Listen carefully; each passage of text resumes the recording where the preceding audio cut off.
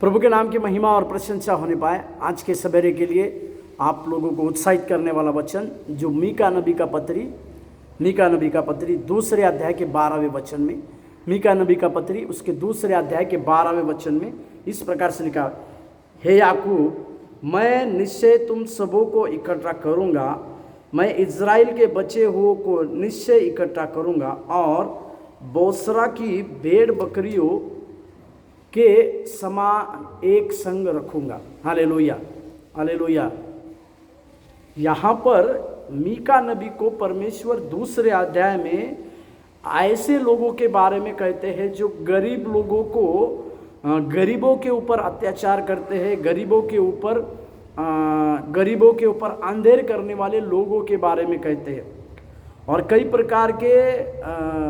कई प्रकार के दुष्टता की बातों को कर वो गरीब लोगों के ऊपर अंधेर कर उनकी बातों को छीनने वाले लोगों के बारे में मीका नबी को परमेश्वर इस प्रकार से भविष्यवाणी के द्वारा इस लिखवाता है कि परमेश्वर ऐसे अत्याचार करने वाले लोगों के जीवन में क्या करने वाला। परंतु 12वें वचन में परमेश्वर याकूब के लिए एक बात को लिखता है।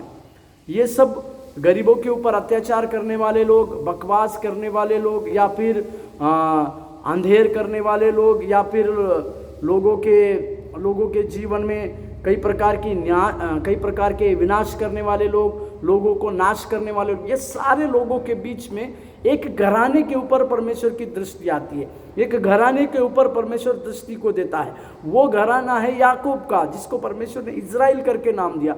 उसी याकूब को परमेश्वर इस प्रकार से कहे, मैं निश्चय तुमको इकट्ठा करूंगा। हालेलुया। इकट्ठा करूंगा मतलब जो इज़राइल के भेड़ जो है तितर बितर हो गए थे इस अंधेर करने के चलते या परमेश्वर की बातों को ना मानने के चलते, जो इधर उधर हो गए थे, परमेश्वर का वचन याकूब के घराने के लिए कहता है कि मैं तुमको इकट्ठा करूंगा। और कहता है कि इज़राइल के बचे हुओं को निश्चय, मतलब इज़राइल के घराने के जितने कुछ लोग बचे हुए थे उन सबों को परमेश्वर इकट्ठा करने की बातों को देता है। मेरे प्यारो, आज के सवेरे के समय में हम इस दृष्टिकोण से परमेश्वर को देख नहीं पाए।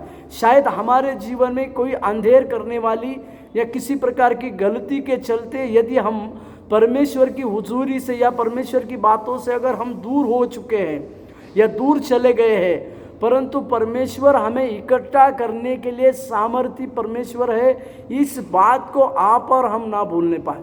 प्रभु के नाम की महिमा और प्रशंसा होने पाए। और परमेश्वर हमारे पास के हमारे जितने कुछ पूर्वज है उन सबों को इकट्ठा कर उसके नाम निमित्त एक महिमा की बातों को परमेश्वर हमारे जीवन में देने पाए।